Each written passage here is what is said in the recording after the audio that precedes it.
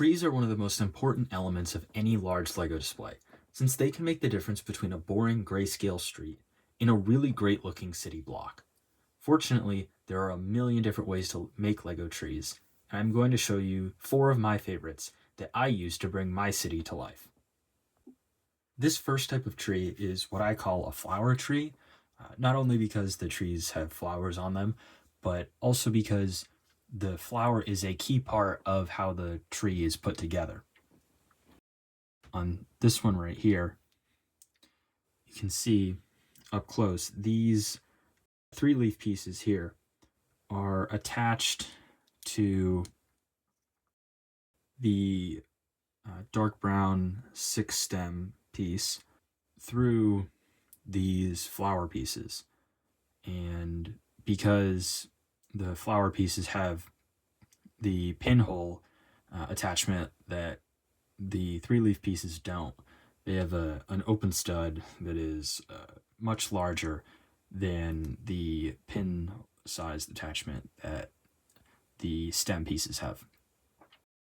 On the inside here, you can see how it's assembled using a 1x1 brick with 4 studs on the sides to attach one of these assemblies on all of the sides and on the top.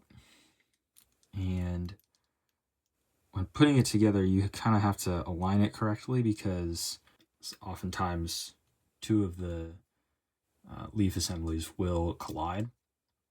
But if you can get them aligned correctly, this one looks great. I use these for street trees in my city, and they're perfect because they don't take up a ton of space and they just look great.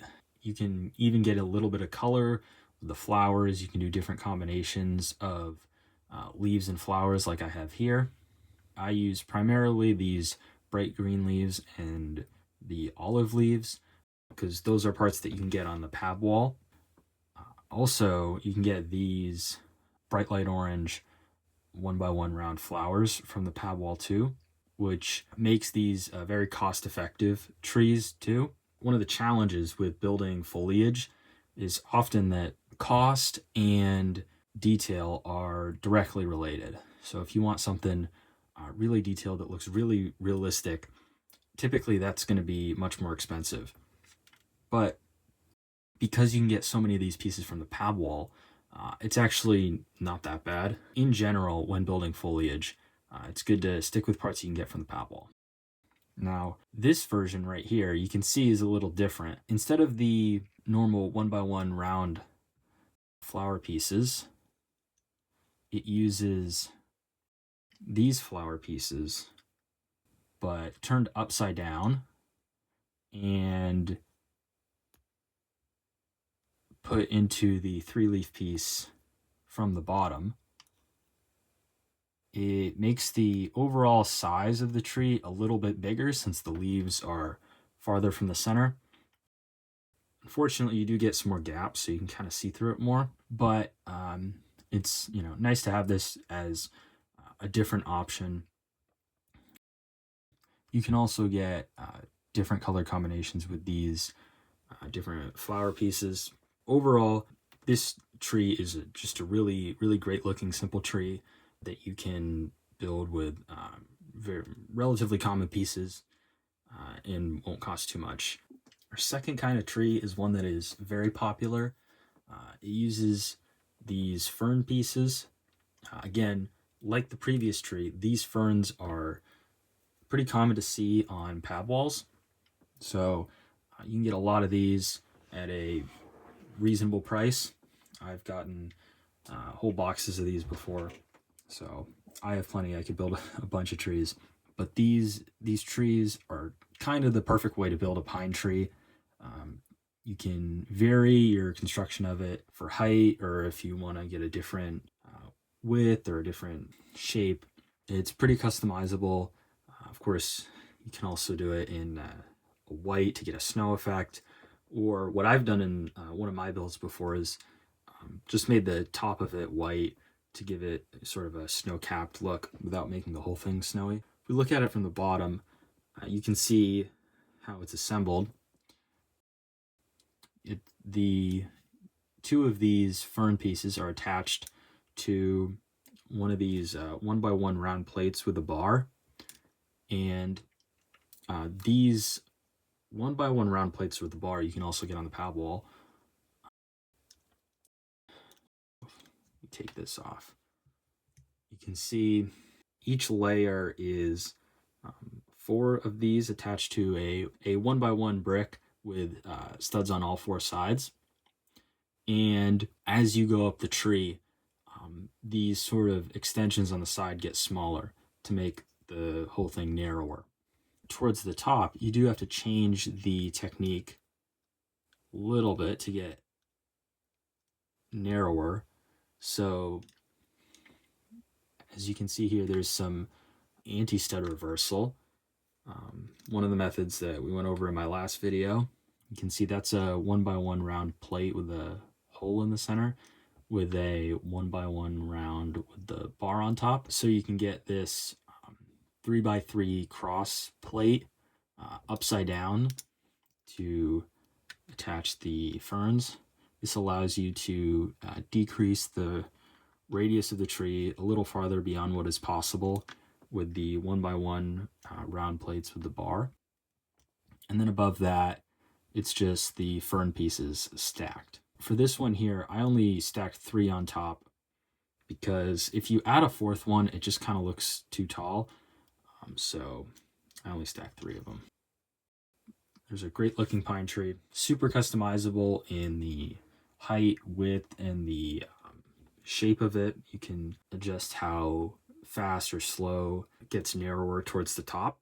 And of course, the ferns coming in white allows you to make this in a snowy look. Some other foliage pieces don't come in white, so this is a great technique to use if you want to make all or some of your trees snowy. The third tree technique is one that is a little bit more decorative.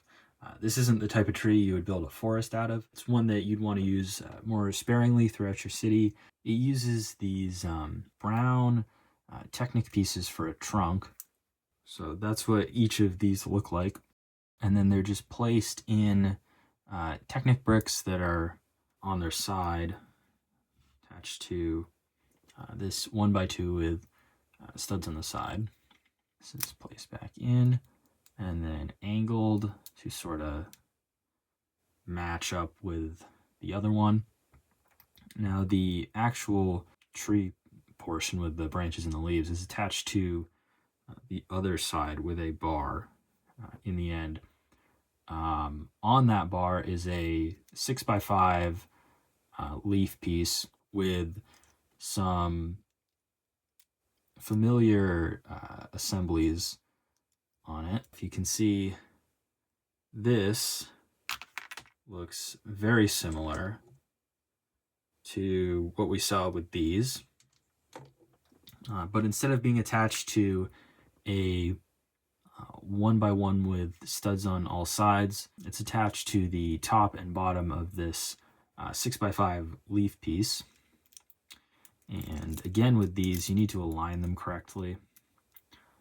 But yeah, once you do, it looks amazing. Has this nice rounded look to it that is kind of tough to get with Lego foliage in particular. I use this as a centerpiece in open spaces in my city, and it looks great. I'd imagine you could do different styles of trunks. Since it's attached with a bar, it would be fairly easy to do a different kind of trunk that would allow you to make it taller or maybe shorter, although this is already fairly short. A minifigure wouldn't be able to fit under here. You could also make it straight. One of the challenges with this tree technique, and with the trunk in particular, is that since these pieces have Technic pins, you need to build the base of it sideways. So you can't just put it on top of the ground like this. You need to cover up the sides of it. You could do something like this, and then maybe build some slopes around it to sort of blend it in more. This is probably my favorite type of tree that I've designed, and I love looking at it in my city. Our fourth technique is perfect for anyone that's looking for a tree that can fill a ton of space. As you can see, I have this on a 32 by 32 base plate, and it fills probably about 70% of that base plate. And if you're looking for a tree that'll provide a lot of shade for your minifigures, this one's it. And because of the way it's constructed, as you can see from the bottom here, these 6x5 and 3x4 leaf pieces are connected together with these little brown stems. While that connection is very secure, these parts can flex a little bit. And when you connect a bunch of them together, they tend to sag, which in some scenarios can be annoying, but for a tree like this one, a little bit of sag as you go out towards the edge makes it look more natural. Now, this tree is not very structurally sound. That's one of the downsides of this design. There's a lot of weight on just one stud when you attach these, because this whole leaf assembly right here is attached with just one stud onto the brown arches below it. So it's very easy to knock it off of the stud, but if you're just letting it sit, not touching it, it shouldn't be a problem. This last tree here is one of my favorites that I've ever built. I love the way the round shaping comes together, and it uses the same technique that this tree used with the stem pieces on the top and bottom of the 6x5 leaf pieces, but obviously uses a lot more of them, and uses some of the 3x4 leaf pieces down here at the bottom. And the way these leaf assemblies are done is a little different. Obviously with this one, the flower parts are on the outside. Here you can see those 1x1s are on the inside below the leaves, and then I stack 2 leaves on top to give it a little bit of a different look. And because the leaves are farther out when the flower piece is on the inside, usually leaves more gaps like we saw with this tree. But adding a second leaf to each section avoids that problem because it fills the gaps better. I'll just put this back on top. This is just placed onto the center stud in the middle of the round 2x2. And I also added some acorns to this tree. This tree doesn't really look like an oak tree, but I just like the way it looked, and I had a bunch of the printed acorn tiles. I think this tree would make for an amazing backyard tree. I have it in a park in my city, but I think this tree is the perfect size for a backyard. That's it for this video. If you have any suggestions for other kinds of building techniques that I could cover in the future, please leave those in the comments. And thank you for watching. I'll see you in the next video.